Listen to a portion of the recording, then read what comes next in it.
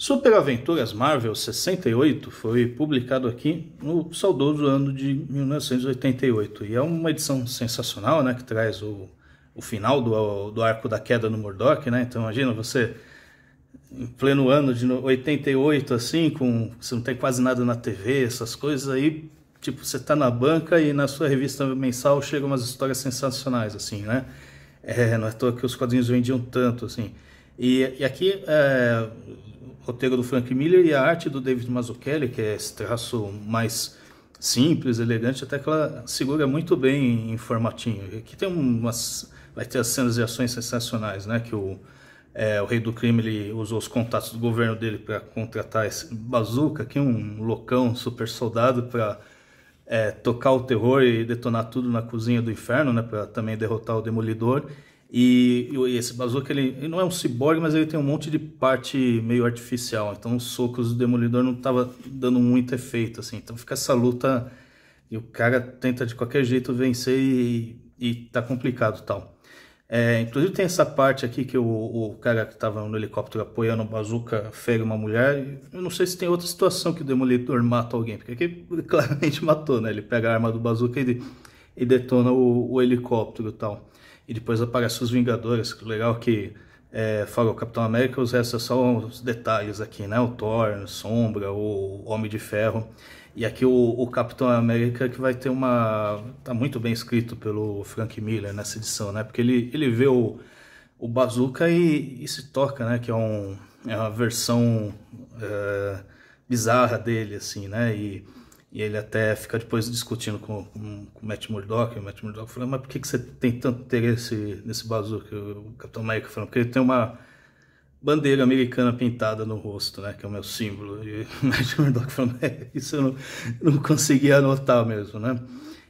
Eu gosto bastante também da forma que o Mazzucchelli desenha o rosto do Murdock, né? Parece aquela coisa, rosto bem expressivo, né? Que ele às vezes é desenhado de forma meio genérica. E depois aqui passa pro Capitão América tentando investigar o Bazooka, que é o soldado chapadão lá querendo as pílulas que mantém ele sob controle. Depois ele vai escapar, né, sair fora, tal, e vai de novo ter outra luta do Demolidor. No começo que o Capitão América contra o Bazooka, mesmo o Capitão América ele não consegue derrotar logo de cara, assim. Isso que é legal, né? O Capitão América não tá super invencível aqui, ele tá tendo que se esforçar também. E no fim o Bazooka ele vai acabar sendo metralhado e o Demolidor pega ele e tenta salvar para o hospital, mas vê que não ia dar muito jeito e leva lá para a redação do jornal para ficar claro, né, que foi o Rei do Crime que tinha organizado tudo. Depois aparece aí no final, né, dessa história onde começa a ter várias denúncias do Rei do Crime, porque o lance do Rei do Crime é que não queria ser só o Rei do Crime, né? Queria ser respeitado e tal. Então tem esse monte de denúncia em cima dele, deixa o cara puto, assim. E aí tem essa página final aqui desse arco, né? E eu gosto muito dessa página, né? Que ela tem esse traço mais rústico e, sei lá, como o quadrinho americano continua para sempre, às vezes você tem que pegar algumas finais de arco e meio que imaginar como se fosse o final do personagem, né? Isso aqui seria o final perfeito, né? Se o Demolidor fosse um mangá que tivesse um final mesmo, isso aqui, essa página final seria o perfeito para esse personagem. Tanto é que antes de entrar Unnosed, eu estava vendo lá no Guia de Quadrinhos, tem, sei lá, algumas edições americanas que abriu nem publicou aqui, a Panini também nem republicou, que era provavelmente tapa-buraco, assim, sem nada para acrescentar. Aqui no meio tem essa história do Senhor das Estrelas, né, do Star-Lord. E é bem legal, que é uma história de ficção científica, que eu acho que é aquelas histórias curtas, avulsas, que abriu, sabia que era legal e guardava uma oportunidade de encaixar. Tanto é que, em geral, as histórias dessa revista aqui, elas são de 85, 86, que aqui no Brasil saiu em 88. Essa do Senhor das Estrelas é de 1980.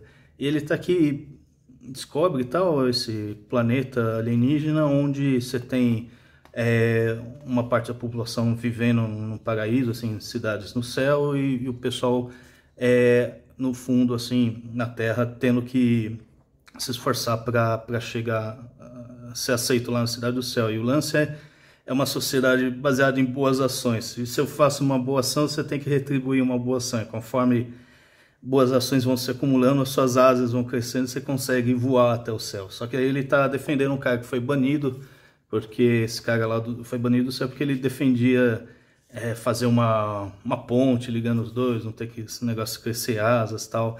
E aí ele acaba depois também tendo que enfrentar a juíza lá, a executora, que vai querer matar esse cara. Aí um fica retribuindo boa ação no outro e tal, a executora se mata tal, e aí o cara fala, não, eu vou ter que retribuir minha boa ação que você fez por mim, me sacrificando. Daí ele vai lá na cidade e acaba sendo executado pelos sistemas de defesa, e o Senhor das Estrelas fica aqui no final da história chorando toda essa situação, que ele não conseguia chorar pela outra que se matou aqui e tal. Assim, lendo certinho, é uma história bem legal. Contando perde a graça, mas é uma daquelas histórias bacanas que ia ficar meio perdidas, né? Nunca que você ia descobrir essa história assim, do nada, né? Se você não pega e lê um formatinho e encontra isso no meio, né? Então é outra das coisas que eu aprecio bastante em formatinho.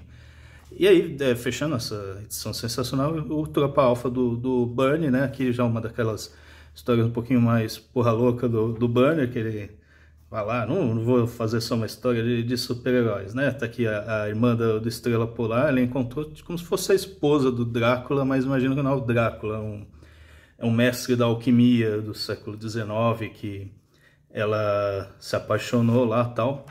Depois esse cara foi traído pelos aldeões lá, morreu, o nome dele é Diablo e tal. Foi traído e morto, e depois ela vai ela vira a própria alquimista e começa a se vingar dos caras que mataram o marido dela e tal. E aqui, eu não li a edição anterior, não sei porque que ela aprisionou o Sasquatch e tal. E o lance dela é que ela aprisiona todos que ela quer se vingar, encobrindo com ouro, né? Então a pessoa não morre, fica lá congelada para sempre. Ela tinha feito isso com os caras do século passado que tinha matado o marido dela. Só que o Sasquatch, ela não sabe que ele se transforma no monstrão, consegue se libertar. Ela ia fazer o mesmo lá com a Jean-Marie lá tal, e o Sasquatch intervém, né? E no final tem ela, como ela tem mais de 100 anos tal, não conseguiu exatamente o mesmo segredo da vida eterna que o marido tinha, ela usa esse corpo meio, parece um Robocop, assim, né? Que você tem umas partes do corpo, e aí quando o Sasquatch arranca a máscara, também se decompõe o resto, assim, aí todo o castelo dela se decai. Já é aquela fase do Burnie que ele faz uns desenhos mais simples, assim, e tal, mas, não, assim, qualquer história do Burnie é bem divertida de ler. Então, assim, um formatinho sensacional, né? Tem aqui essa chamada bem legal para o Doutor Estranho, para a próxima edição. Tem outras coisas que eu noto um pouco dos formatinhos dessa época, que a impressão da Abril ela vai mudando um pouco ao longo dos tempos, né? Quando chega no final dos anos 90 é bem ruizinho. Começo dos anos 90 é o melhor, assim, de cor, de tonalidade de preto, tal, fica bem forte, tal. Acho que se aproveitar a quadrinha estava vendendo o máximo e a qualidade subiu. Aqui é interessante que a qualidade é boa, mas ela tem uma granulação. Se você pegar as quadrinhas dessa época, assim, meio dos anos 80, até 88, 89, e olha bem no preto, nas cores, chapadas, tem uma certa granulação, e eu acho isso interessante, que parece dar uma certa textura para a arte, né? Aquela coisa, cada formato que você lê oferece uma experiência diferente.